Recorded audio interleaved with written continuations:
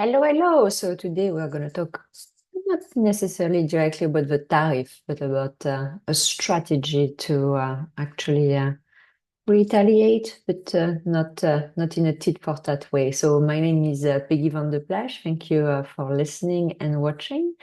And so, yes, let's talk about this strategy that I have not really heard about in the past, which is called the anti-circumvention law, and how it really could be a smart strategic move for Canada as a tool against the tariff that have been put in place by the US. So I actually came across this concept in an article that was written in the Financial Times, and the title of the article was "The Digital Countermove to Trump Tariffs," and it really framed the issue as a geopolitical trade tactic, and it really sparked for me a deeper thought how if in Canada and maybe in the European Union as well, if we were to repeal these anti-circumvention laws, it would be probably one of the best lever we could pull as country, and probably one that has been the most underrated. So let's discuss a bit more what are anti-circumvention laws and what it would mean. So this laws, anti-circumvention, makes it actually illegal to bypass digital locks. And digital locks are also known as digital right management. You might see DRMs. And even when you have legally bought the product. So this means that you cannot by yourself or with someone who's a repair person fix your smartphone, your printer, and things like that. And so what does it really mean in practice? So you cannot unlock your phone to use it with another carrier. And I mean, you can do it, but it would not be legal. So you can't legally unlock your phone to use it with another carrier. You cannot use third-party software or parts to repair your own equipment.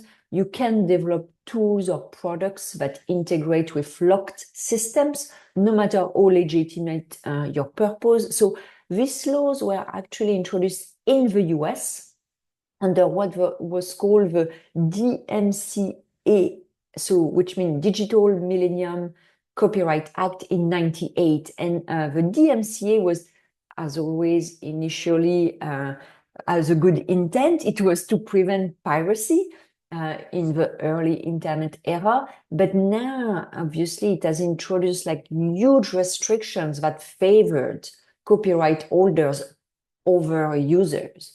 And so how did these laws come to Canada or, to Mexico or to European Union? So countries like Canada, they adopted these laws largely to comply with US-led trade agreements. So that's something that I believe is very important for us to understand, is that it was a bit of a negotiation tactics. So we being Canada, European Union, other countries would have access to the US market.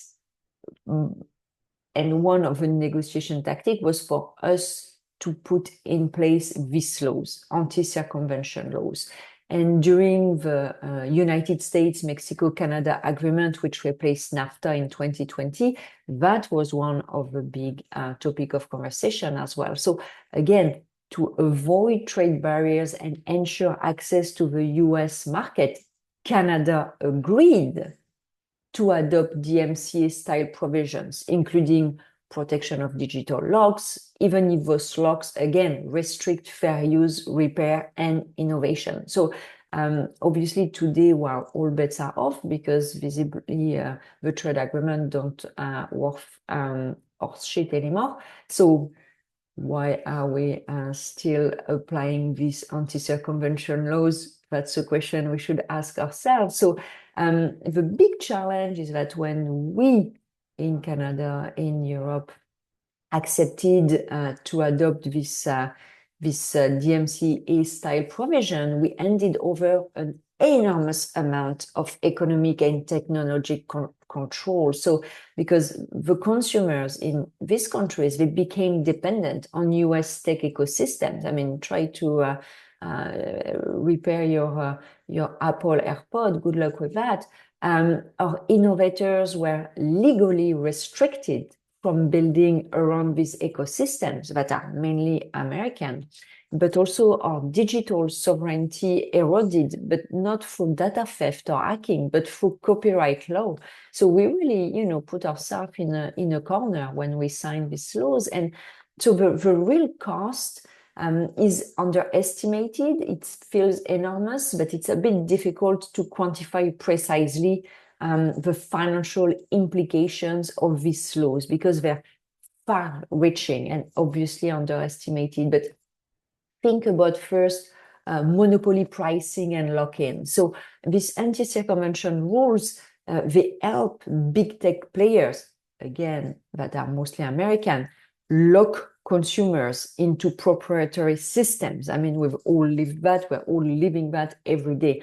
And this business model, it protects billions of revenues that are generated annually by US firms. I mean, companies like Apple, Amazon, Microsoft, they generated over 2 trillion in global revenue in 2023 alone, and a substantial portion is linked to these locked ecosystems and this restricted third-party access.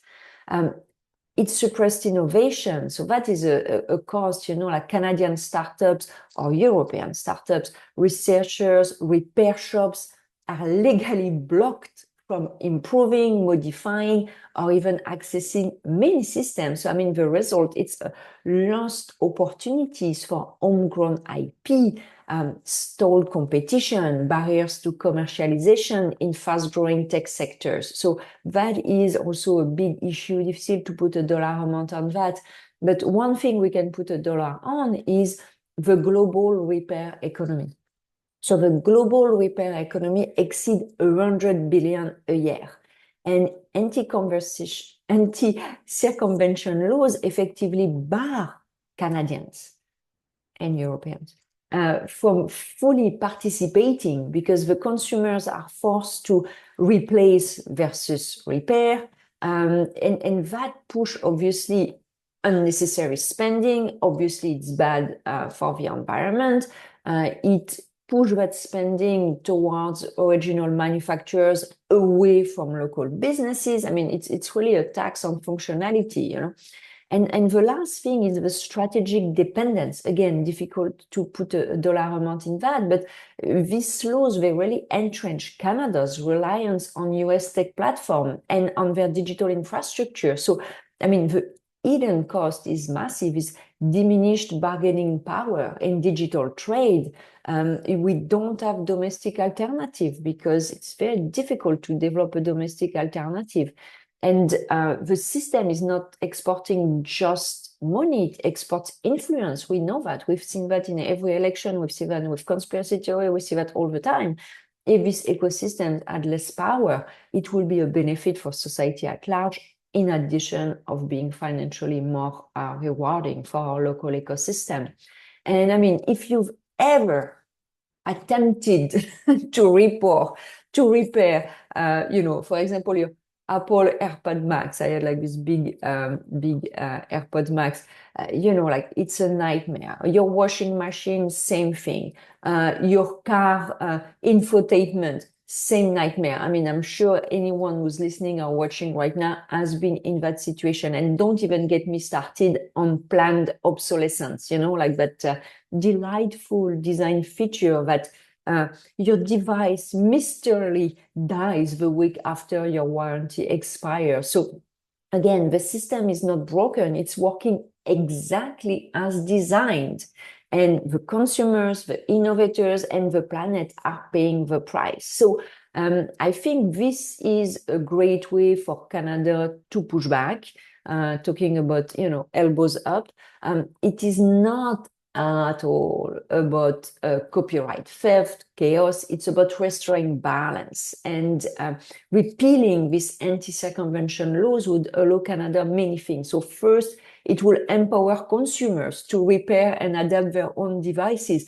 It seems insane to say that I am not allowed to repair or adapt a device I bought. I mean, like, that is insane, but that is the reality. If I'm doing that, I think the fine is up to $500,000. Can you imagine that? I mean, like, such a beautiful design. But anyway, it would also enable startups to build around existing technologies, benefiting from this ecosystem and this platform.